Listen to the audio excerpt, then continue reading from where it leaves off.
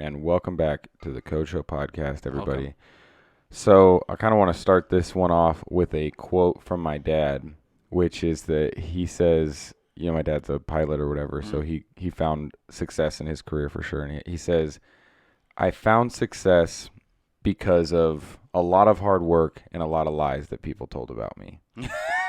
Okay. And so his point is that when he was moving around between airlines and he came out of the military and he's trying to land these jobs or whatever, it's like everybody, like when you make these big career moves, somebody was there to kind of help you, and somebody may have been there to Mm. reference you, but whether or not somebody was there to reference you, if this ended up being a good experience, then there was somebody in that job that was willing to either take a risk on you or whatever, or somebody told something about you or whatever. So I definitely have a few people that come to mind that this was the case for.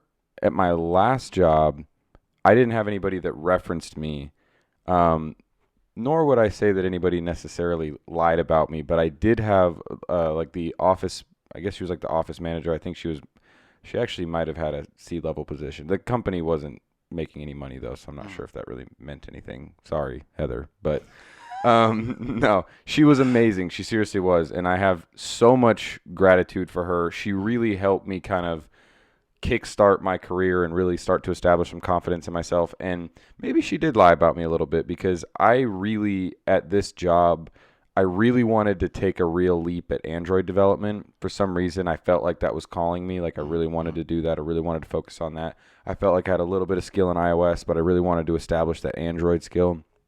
And I told her that's what I wanted to do. And she was like, well, the boss, like he's not going to probably want to go for that. That's going to be kind of risky.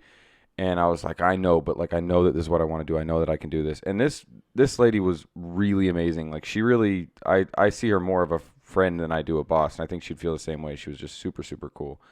And she was like, "All right, I'm gonna tell him." And I told her too, like, obviously, I was very clear with her about where I wanted to go in my career and whatnot, and that I Mm. wanted to make some more money and I wanted to do this and that. And she was like, "All right, I'm gonna tell him. I'm gonna tell him that this is what I'm gonna tell him that he's the best person that he can get right now is you," which is wrong. It was not the best person that she could get, but nonetheless, she took that risk on me, and I am eternally grateful to her for doing that, just like I am the people that I work with at my current job that have helped me get going.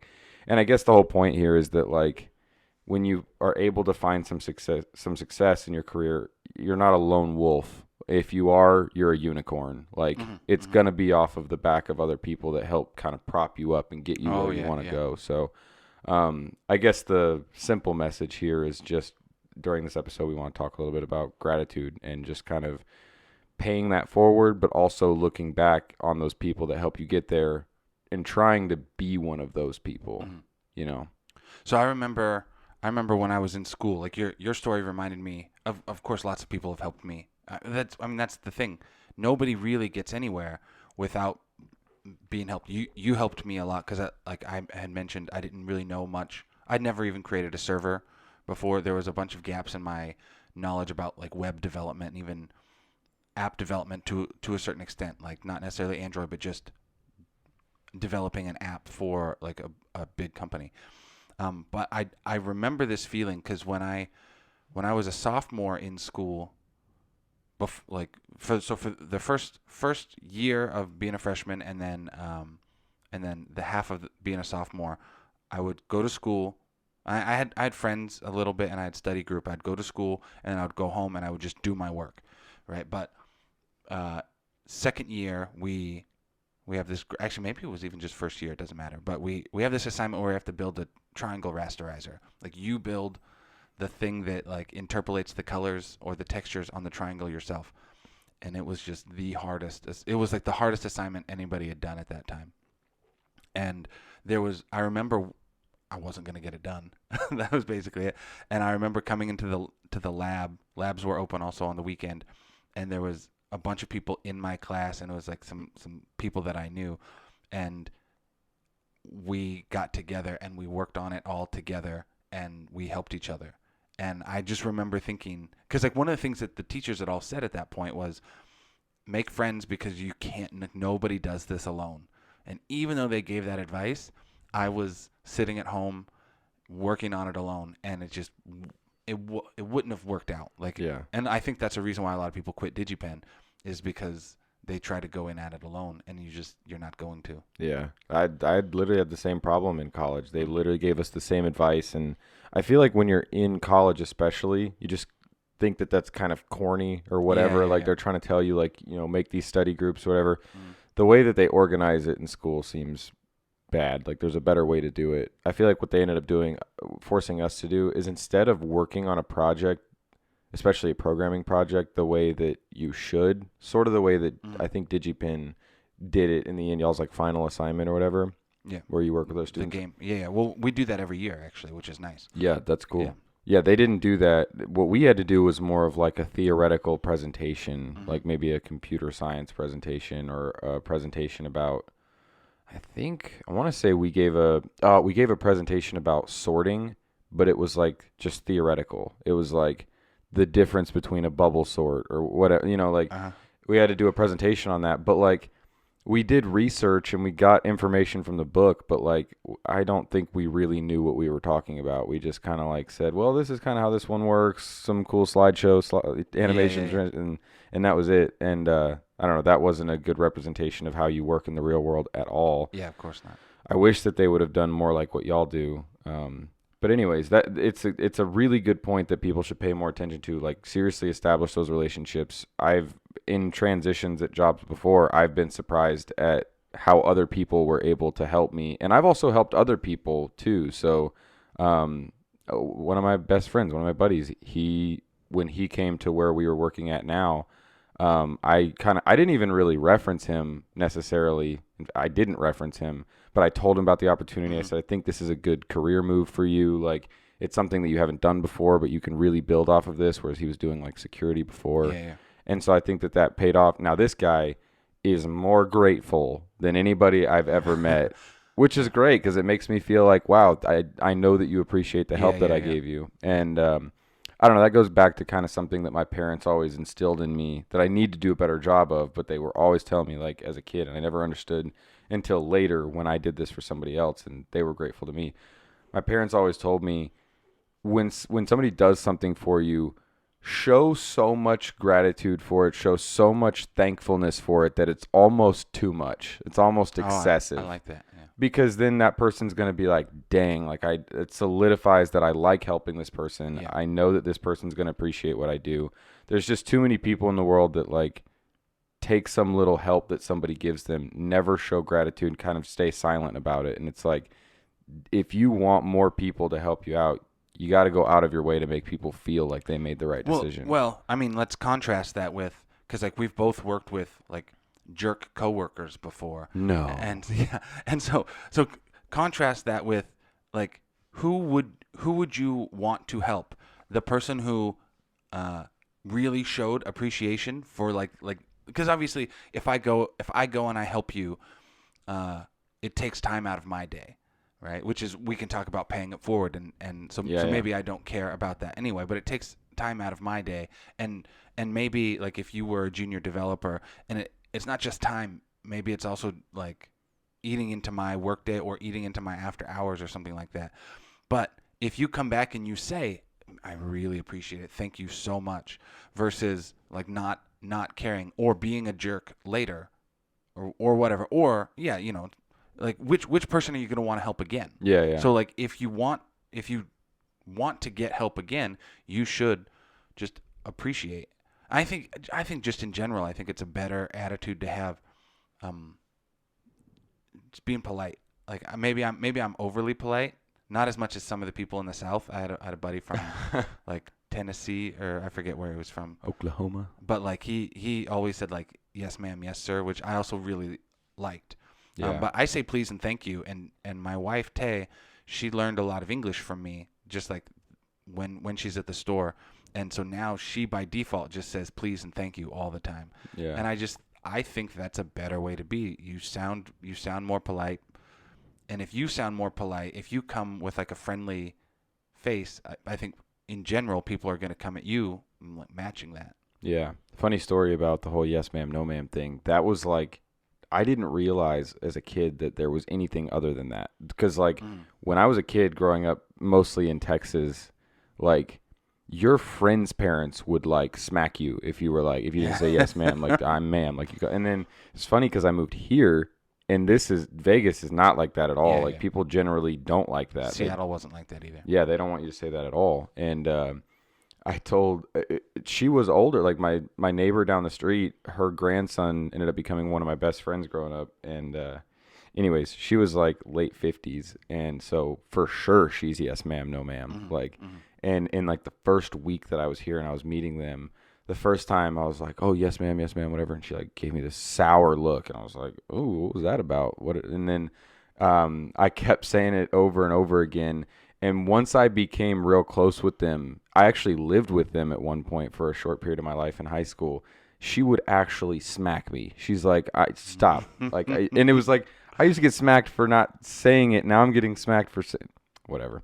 Anyways, but to your point about the whole showing gratitude to somebody that's helping you, especially in the programming world, but in any skilled world, whether that's a electrician or like these are skills where, yeah, there's information online, and yes, you can go learn stuff online and you can watch courses and stuff, but you are always going to get better information straight from Of the course. source. Yeah, yeah, yeah. And honestly, I hate to look at humans this way, but look at these humans as like resources for you to get information Hmm. and but establish a good relationship with them. The more polite you are, the more I don't know, agreeable and welcoming that you are with this person, the more that they're going to fill you with Yeah. information.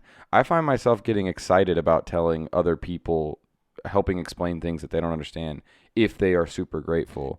Well, and also every like I don't want to say if everyone knows this, but I know this to be true and I've read it. By teaching somebody something, you actually learn it better. I believe that. Yeah. And so even if you are only a junior, like when I was in Korea, obviously I didn't speak Korean well, but I might have been, since I had lived there for a couple of years, I was better than the people coming in and only at like, their first week of class. So like sometimes we'd be out at the bar and like the bartenders knew that I studied well. So if somebody came in and was learning Korean, they'd say, "Oh, ask him." Right? And I mean, I had a good relationship with the bartenders as well. But that's the thing. So I would gladly help other people. And so even if you are a junior, there's still somebody junior to you who, like, try not to spread misinformation, Yeah, but yeah. like do your best. Like again, if you're if you're trying to help, if you're coming from that place of trying to help somebody else, then even if it's not like the most perfect information, you could also say, well, I don't really know this, but it seems kind of like this to me. Yeah, yeah. And like, so there's still somebody that you can help, and you will learn it better. Yeah. So you know it's give and take. Did they have you guys do that in college? Because I know they had us do that where when we would present our homework, at least one of the professors, Kevin, he was awesome. He would tell us, teach the class your homework, like teach them what you wrote, and like literally explain it that way. Like go through step by step and tell us as if it's the right decision why you made these decisions. And assume that everything that you did is the right way to do it Yeah. because this is what you gave. And so like it did one of two things. Because that was part of the assignment, it was like 30% of your grade, Mhm. just being able to do that properly. And you didn't want to I think it actually helped people actually do their homework the right way Oh, sure. because you don't want to go up there and be explaining some nonsense that you know is nonsense. Like, I'm going to have to present this, so I'm going to do it the right Mhm. way. So that was cool. That helped. I think that for yeah, I already get what you're saying. Like, because I was a teacher, I would have loved. That's such a great idea. I know that because sometimes the students might cheat off of each other and kind of like help, and Yeah, like, but yeah. like if you have to go up and explain it in front of the teacher and students, you're gonna learn it. Yeah. Yeah, That's a really good point. I didn't even think about the like plagiarism aspect of Mhm. that. But yeah, you can't teach something that you'd get called out immediately. Immediately, right? Yeah. I guess we didn't have anybody that did that as far as I remember. Maybe I just don't remember, but yeah, I mean or maybe people didn't do it because they knew about Because that. yeah, yeah. How could you? Literally, how could you? Yeah. There was people that would fumble through and I just remember the excuse being like, "Well, I couldn't figure this out, so I looked this up or whatever." But Mhm. in general, we weren't even supposed to do that. That was stupid to me. They didn't allow us to like look things up on the internet.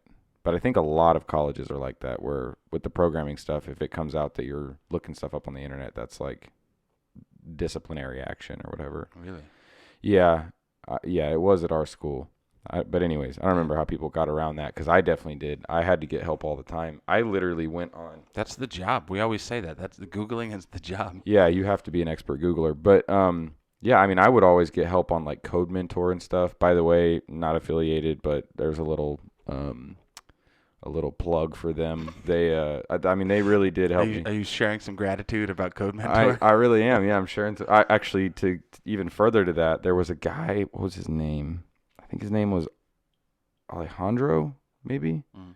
Anyways, Canadian guy. I guess, yeah, I don't know. But anyways, he lived in Canada. He lived in Toronto, but he was one of the code mentors, and this guy was always willing to jump on and help me. Of course, he was getting paid really well, because those guys all do. But anyways, at some point, I just started looking at that as part of the cost of going to college. Is like Yeah, I yeah. had to meet with these guys like at least 2 or 3 hours a week, which was really expensive. Um, but I don't know. It's like it's nothing in comparison to how much college cost. And I just realized for me, this is kind of off topic, but I just realized for me, we talked about this before, the traditional college learning approach just didn't work for me. And I knew that I couldn't get through with an hour of lecture followed by hours and hours of reading a book. I will not retain any of that information. I cannot do it. Um, in general, like really long books like that that are over detailed, I can't follow. Like something about me, I'll read 3 pages and I'll be like, I have no idea what I just read. Anyways, beside the point. I realized that for me, this isn't going to work. And I've got to find, if I want to get through this, I have to find something that is going to work for me. Well, I don't know any programmers yet. I'm brand new to this and I didn't establish any relationships, which that was a mistake of mine. That could have been a free way to solve this problem. But instead, I opted for the more expensive approach of hiring a mentor and meeting with them 2 or 3 hours a week. Cost money, but I got through college and I got the degree. So Yeah, it's interesting. Now, actually, I want to talk about your tangent because, like, really, a big part of what we're trying to do at Kojo is teach people how to learn, right? Or like just we talk about code, but like we want to do tutorials and how to learn. It's interesting because I wonder if you think that the way that because I always talk about how I study all the time and I'm reading books. I also only read like 3 pages at a time. yeah. And but I code. That's the thing. So like I'll go to lynda.com. Let's say I'm watching some tutorial on something, or like Laracast we used to do. The video will be 10 minutes. I might work on that for like an hour and a half. Yeah, I Yeah. would say I'm the same Oh, way. okay, cool. Yeah, yeah. So, or like if I'm like reading a book, like a programming book, and I'm following along, I will I will read some and I just sit and I think about it. And obviously, like Oh no. yeah, but like the more you know about programming, the more you can connect it with other ideas. So that's what I'll do is I'll read and so like I'm reading that book that Sean talked about with like the Android programming. Yeah. And so as I'm reading it, I do that. I go Did you read the other book that he talked about? managing humans. People? No, Managing I humans. haven't. I haven't yet. I'm gonna get that on Audible. I just haven't got it yet. But yeah, so like I will, like I connect it to the other ideas, and then when I'm coding, that's because like if it is a programming book or like LinkedIn Learning or whatever, I'm coding it as I go, and then I'm asking myself questions. Again, this is easier when you already have like a bunch more knowledge Yeah. versus, but still, even when I was learning Laravel, I had like no knowledge. Like Yeah. everything was brand new. I was like, okay, why is it like that? What if I do this? What if I do that? So, Yeah. Yeah, that's a really good point because I just remember I took a MySQL class and I just remember thinking, this is what hell looks like. This is, I mean, seriously, if I've done wrong in this life and that's where I why am spend, I being punished? yeah, that's where I spend eternity. It's not flames and it's not all that. It's a MySQL book and a table. That's my hell. I Yeah, just cannot do it. that's fair. So I think, It might be better now. Like I would still struggle. I would still struggle reading the book because that's just even Audible because I know that you recommended for a little while. I was really into that and I was trying to listen to these books. Actually, at this point, I have heard Extreme Ownership 3 times now by Jocko, and every single time I'm like, I don't even remember this chapter, yeah. much less this like or like whatever. And I cannot. I'll listen to the podcast. I cannot tell you how many times I'll like back like 60 seconds. Oh, yeah. I have no idea what he just said. And like it's a problem. Like I'm trying to find a way to. That's one thing that even at this point in my seemingly mature programming career that I still have to get over. I cannot read things at like that are really long or even listen to things when I'm, especially if I'm doing other things. But even if I'm in bed and I'm reading a book, like I'll get through a chapter and I'll be like, I don't know what I read. So there. But my sorry, real quick, I want to let you say a Go ahead. point. But with the MySQL book, to your point about if you can connect things, it may be a little bit easier. That is probably true because at the time that I was reading that book, the problem is you have no foundational Yeah. knowledge. Like college, at least the college I went to, they suck at this. They just like, okay, you're in a MySQL class. We're going to start day one talking about the structure of these tables. Normalizing tables. Yeah. It's a lot of database theory. Yeah, and Yeah. it's like you're trying to like they're telling you like I remember in like chapter 1 it's like okay, well for strings we have varchars and we have Yeah. long longs and we have and you're just like It's a book written for people who already know how to program. I'm like, yeah, I have no idea what any of this means. Like what is a varchar and Yeah. why is this in chapter 1? Like Yeah. I don't know like it's So actually I was talking there's a guy at our current job who's reading a book called Code. He wanted to learn more about computer architecture, and I used to teach that class, Introduction to Computer Architecture.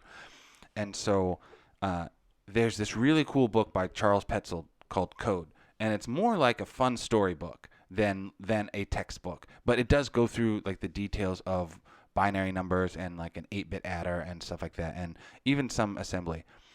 And we were just talking about, and he's loving it now. I don't know how long he's been programming for.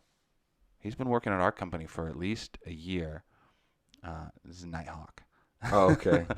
Um, and and and so but and then I think he went to college as well. So like he's been programming for a while, and only now is he reading this book because you don't need to know that stuff. But I was telling him the problem was, and he loves it by the way, and I love that book too. I think it's a really cool book. We used to teach it first semester freshman year, and this if your first semester freshman year and you don't know how to program, we would teach it in conjunction with another programming class, but you don't binary what it's so hard to care about that stuff because you can barely get like hello world on the screen, Yeah. right? And so I like that stuff, and I like diving deep, and I think and you've talked about it as well, like when we were talking about some graphic stuff. You can imagine that it would be really fun to dive deep, but like day one when you don't know anything about graphics, I don't think that's the way to do it. And it's the exact same thing with the database that you're talking about. This is why I think college courses,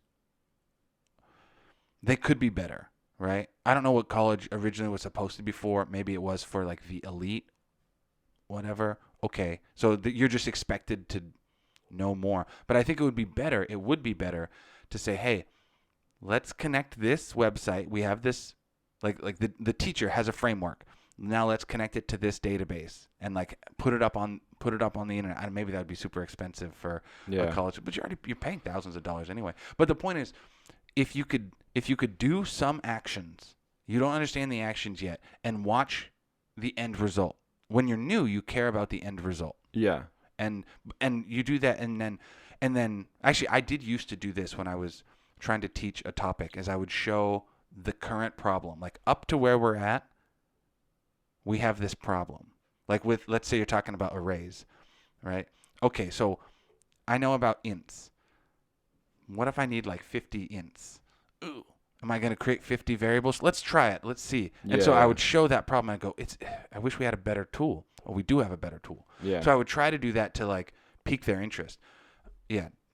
The MySQL books are all horrible. Yeah. I don't want to say that's pretty blanket, but like from what I've seen. Well, you're right. Like showing somebody how to solve a problem with a better tool is probably the best way to teach somebody. Like if you're going to teach somebody how to build a home, the first thing we need to do is go look at a home.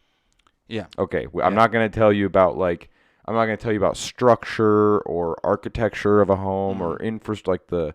We're not doing that. We're not talking about load-bearing walls. And we're going to look at a house. What do you need? Well, it looks like I need 4 walls and something on top. It looks like we need 4 walls. And then, we're going to go grab some nails and a hammer, and we're going to pound nails into a wall, and we're going to say, well, there's probably a better way to do this. Nail gun. Yeah. But the problem is that they don't do that. And like with the MySQL thing, never once did we go look at a table. Like, honestly, the whole time in the class, like maybe at the end and we're trying to query on something, and I'm not even sure what a query is at this point. I'm just kind of writing them because it's in the assignment. But like, to me, if somebody comes to me right now and says, what is MySQL, and how does that relate to a website or anything? What does this even look like? Well, the first thing that I'm going to do is I'm going to go to a website, and I'm going to show you, okay, this website has, I don't know, recipes on it. Recipes are in a database. Okay, well, a recipe has a title. It has a description. It has an image. It has okay. So we're gathering all these properties. Let's go see what that looks like in a table. And then I'm going to open something like Table Plus. I don't know. I'm going to show you what that looks like visually. Let's see, because that was the problem, is they're telling us about varchars and telling us about and foreign keys, and you're just like, what in the world does this mean? Show, and I don't get to see anything. I'm not seeing what this actually looks like. And I just wish somebody would have said, here's a table on Table Plus, here's a website, here's the recipe, title, description. Hey, over here we have a column for title. We have a column for description. You could do it even more simple. I remember back in the day, websites used to have like a signature book. And you could type in like, hey, I visited this, like the visitor's log or something like that. Yeah, so it's like, I see where you're going. So like as a teacher, you could have like the very basic thing. Like, because obviously it can't be a static web page and allow everyone in the class to go in and sign the visitor's log. So like that needs to be stored somewhere. Yeah. Right. And so, so like right there, you could do that and say, okay, hey, come here and sign up. And then like you said, open up Table Plus. Now, okay, like that's storing letters, that's storing words, so that's a string. What if we want to store anyway? So like you could do it by showing. Yeah. I think that'd be better. Yeah, I the other night, Amaya and I were talking, and we had gotten to talking about like Laravel or whatever, and I was just kind of going off on a tangent or whatever, and she was like, "What is that? Like, what does that mean? What is Laravel?" And I was just like, "Well, how do I put this?" It's a framework for what's a framework? Yeah, and so I'm finding myself in this situation where I'm like, yeah, I need to know how to explain this. Like, how would I explain this to somebody that doesn't understand? Yeah. And so I kind of started going down. I did actually show her. I showed her an example of like what a static web page looks like. And I was like, if I just made a website with me and your name on it, and I put pictures of the dogs and whatever, this is a static website. There's nothing that will change it. There's nothing that's going to manipulate what it looks like. It is what it is. I guess it's like receiving a letter in the mail. Can't change it after it's up. Like whatever. And then I started talking about how, well, some websites like Facebook, they need to know about what friends you have. Or just blogs or whatever. Yeah. And at least it made sense to her that I was like, well, your phone doesn't know that. And at first she was like, well, yeah, it does. And I was like, if you turn the internet off, would your Facebook post load? And she was like, no, it wouldn't load. And I was like, okay, so that relationship right there, when you have your internet on, it's reaching out to something to tell your phone, hey, you have these new posts, even if it's on a website or whatever. And she starts like drawing this picture together, and cool. it got me thinking. And she ended up saying like, okay, so Laravel's like the middleman. Yeah, it's like the middleman. It's the thing that's, and then she said, because I said like, well, also it's responsible for like processing things when you do something. Like if you like a post on Facebook, something has to receive that, store it, kind of decide what to do with that, present something new to you. If that makes any changes or anything, Yeah, and she was like, okay, so it's like a worker. Yeah, it's like a worker. Like she's starting to like put this image together, and it just got me thinking like college. You don't get to like have that conversation, like have this person put these things together. It's just like, okay, if we're gonna learn Laravel, let's talk about artisan. You're just like, no, let's not talk about the command line. Like, let's help them understand what this looks like in the real world. Because even with MySQL, this is the problem that every programmer has. And I think when you get a little bit later into your programming career, you don't remember how bad this is, but you have to like stop and kind of take a look back. When you're looking at new technologies, you're like, what is the real world application for this? How does this even get, like when I was learning MySQL, genuinely, it seems stupid to me now that I couldn't understand, but I'm like, what do you use this for? Why would you ever use this? Why do I need a database? What is that even for? Because much like my wife or anybody else that doesn't understand programming, you're just like, yeah, my phone knows about it. There's posts. well, okay, like, but it could have been such a simple conversation that the teacher has on the first month of class where we're just like, I want to make sure everybody really understands why we need this. Yeah. That's and it's like, What's the problem we're solving? what's the problem we're solving? Not Yeah. just here's my SQL. Let's Yeah. learn what a varchar is. Why do I need this? What is this even Yeah. for? Especially when the in my college track or whatever, in the little degree program that I went down, we're learning about C and C++ in the beginning. Those were like the first two languages, and then after that we learned MySQL. And so more so than anything, I was confused because I'm just like, okay, I spent the last 2 semesters writing command line stuff for C and C++. I'm still not sure what I would actually use C or C++ for. Yeah. That is still confusing. And then now you want to teach me now you're MySQL. Yeah. I don't even understand what the application for that is. Do these connect? If they do connect, why? Is this used for something other than C and C? Like, what is going on here? So this is this is why. Yeah, I don't know what's going to happen with college. I think some colleges are always going to be there, right? Like the Harvards and the Yales, because those are like the elite institutions. Yeah. I wonder, the way student loans are just blowing up, I wonder if eventually people are going to stop seeing the value. Because like if you come out with $100,000, $200,000 in debt, but also can't get the job, right? Like there's like a disconnect. So I always thought that college was like, it should have been more like an apprenticeship. And I think we kind of talked about that, but it just grew into a different model, right? Like an apprentice or like a journeyman can only have, or a master can only have like so many students, 8 students or 10 students, or I don't know what it would be, right? But it just seemed like it grew out of that. Okay, well, I'm gonna teach, and we'll teach for 4 years, and then it would work if the seniors taught the juniors, and the juniors taught the sophomores, and so on, right? Didn't Like they do that to some extent at DigiPen?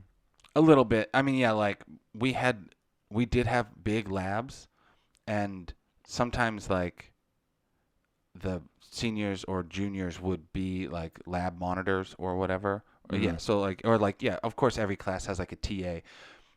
But still sometimes it'll be like midnight on a Friday and there's no teachers and there's no TAs working. Yeah. But you see that junior over there who you know from this other class, and you can go ask him. Yeah. Like maybe you can go ask him. You can, It you doesn't can go ask if you can ask him. Yeah, it doesn't help the situation that like a lot of programmers are pretty like stoic and unsocial or whatever. So it's like I feel like a lot of the people that I knew in my degree program, like they just were not the type of people that would willfully go talk to you.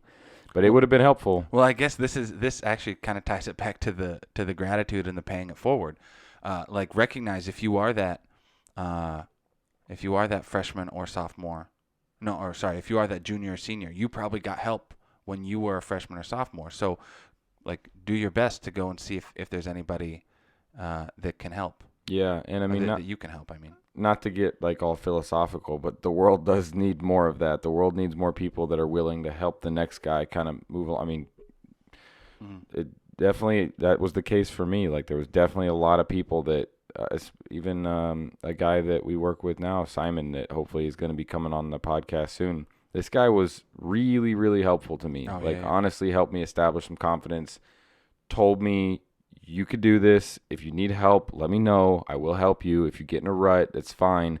But like push her, and he would push me, he'd tell me to push myself. Like try to figure this out before you come to me, because it'll stick more. But I will help you. I'm here for you if you need the help. And so, and that was, because whenever I was working with him, I was working on a technology that I had never worked with before. And at the end of that, I was really confident with that technology. I was actually Vue. But yeah, I just didn't know anything about it. And it was so funny because at that job, I just moved everywhere. I literally worked on every piece of technology. Fortunately, I got to stick with that one for like the last year that I was there, which was good. But I just wanted to code. Like I just wanted to do something. And I just couldn't get anything to stick. And then, like I said, a couple people took some faith in me, believed in me. And that honestly, I have nothing but gratitude for those people, because that literally got me to where I'm at now. And I've been kind of thinking about this since the beginning of the podcast because you had mentioned, and I had mentioned too, that you know you're not going to find success as a lone wolf or whatever, and whatever. So I think for those that think that they could do it with as a lone wolf, maybe you could. Maybe you're just the most self-determined person on the planet. Maybe, but it is going to be way harder for you. Yeah, yeah, yeah. You are putting way more burden on yourself Mm-hmm. than you need to. If you will let people help you, you will be nice to people. You will show them. We keep saying gratitude, but I guess that's the Yeah. subject of this one. You show them gratitude. You're gonna make your life a lot easier. Well, and this actually reminds me of that book Tribal Leadership that we had to read. Right? There's like these different levels of leadership, and um, level 3 was that I'm great. Like Yeah, yeah, that feeling, right? Where it's like you are now competent at your job, and you can do it, but you kind of think. I mean, you don't have. It's not a requirement that you think other people are idiots, but you definitely realize that you're really good at your job. yeah, And what they say is the transition level 4 is we are great, right? So that's just like these titles. But they say the people who are like, this doesn't happen with everybody, but there are some people who are at that level 3 and they feel wanting. They want more because it is true that maybe you are really good and you did it alone.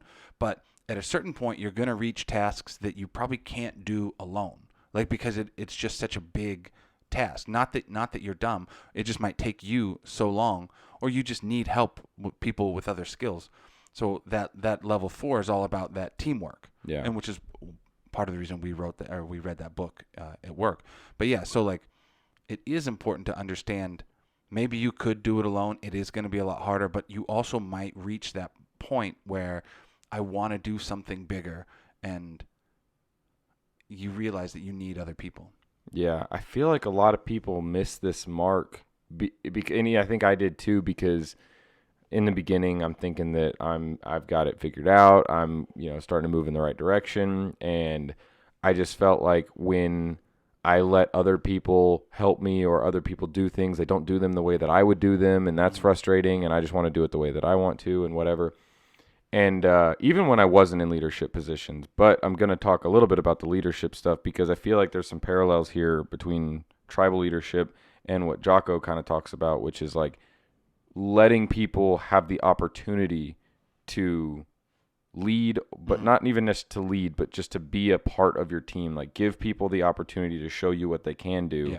And then you guys can find a way to work together based on that. But like I know he talks about that in terms of leadership, but I think there's some parallels, not even with leadership, just like in general. If you're on a team, let people help you, let people show what you guys can accomplish together. Yeah. Yeah. Hand over the reins. Let them do what they got to do. Yeah. And I mean, ultimately, at the end of the day, there's no way that you and another person know the same thing. This person's going to Yeah. know something that you don't know. Yeah. So every single time, I'm surprised when I come into a conversation with somebody thinking like, yeah, this guy knows a little bit, but like he's probably not on my level. And then this guy will come out of the park with like, oh yeah, C sharp, da da da. I'm just like, okay, nope, I'm not on the same level with you there. I don't know about that. Like Yeah. that's Yeah. not. Yeah.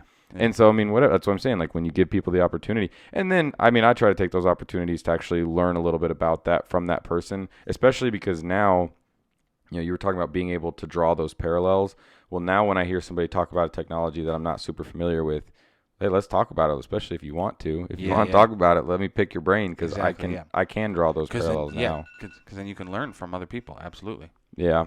Well, there's my alarm. Okay. I know we had to cut this one a little bit Okay. short, I but wasn't sure if that's what that was. yeah, but just to I didn't know that it was actually going to make a noise, but Mm. um just real quick before we wrap it up, I guess we talked a little bit about paying it forward, but I just think that for me lately, that's been really heavy on my brain. And I want to kind of end this podcast on that message, really go out there and pay that thing forward because, yeah, I mean, it's going to take time to do that. And your time is more valuable to you than it is to everybody else. I kind of wanted to say that earlier where we have this like psychological thing running in our brain where like we put so much more self-importance on the time that we have than we do other people. But rest assured that time is very well spent if you do go spend it paying it forward. I have Yeah. no regrets about the people that I helped along the way, and I hope that they don't have any regrets about helping me. I know they don't. Yeah. And like you said, that's really just going to psychologically establish some confidence in you because you were able to explain this thing. It's going to solidify that thing that you know more. And ultimately, you might just create a career for somebody. That's a really powerful thing. Yeah, it's hard because I agree with the paying it forward, and that you should do that for its own sake. I keep coming back because like Lynchpin talks about this, like giving the gift benefits the giver more than the receiver. I think so. So I do think that as well, and that isn't necessarily why you should be doing it. Because like whenever I talk about this, it always makes me sound more selfish. But I always say that is a benefit to you. Like when you go and you do that thing, that doesn't have to be a bad. You're benefiting. It's like mutual benefit. So at least it's not 100% selfish. But I always come back to that and I explain it like that. It's like that is a benefit to you. Don't think that it's taking something away from you. But it just sounds selfish when I say it. Yeah. Well, here, let me put it this way. Like, I know that I'm talking to a bunch of programmers out there, so I can't really say karma. But you will have some good karma. But I know that that's not like a real thing. So I don't know. Maybe it is a real thing. I don't want to insult anybody. Maybe you believe in karma. Maybe you don't. I don't know. But what I will say is there is some real evidence, is that the right word, of karma? Because it's not like this. Maybe it is this like mystical thing, but also it's not. Like at the same time, I think when good karma follows somebody, it's like I'm helping people constantly, and that's a reflection of who I am. Yeah. And I become more approachable. Opportunities come find me because I've created relationships. Yeah. I've blessed other people, and in turn, these people are always going to remember me, at least hopefully, and opportunities are going to present themselves from that, or people are going to be nice to me because I was nice to them. Shocker. That's how karma works. Like, I'm nice to you, you nice to me. I'm going to live a better life if I'm in general blessing other people that can in turn return those. Again, everybody's got a different path in life, and I feel like there's been a couple programmers and even people that are not programmers that I feel like I helped get them going, people that helped get me going. But these people that I helped get going, they have returned the blessings tenfold in ways that I would have never expected. Maybe not programming, but like just through other things. Yeah. So whatever that means. But I just want to end on that positive note. Pay it forward, even if you're a junior person. Going and helping that guy sitting at the table alone with his head in his laptop trying to figure out how to make something happen. Just go help the guy. Maybe you know something that he doesn't. Yeah. So, anyways, episode... Was it 16? 16 or 17. Okay, I'm not positive. Doesn't matter. Yeah. Whatever. We're just going to keep... It's in the title. It's right there. It's in the title, yeah. Whatever that number is, that's what we're talking about, yeah. Anyways, thanks for joining, everybody, and we will see y'all next week.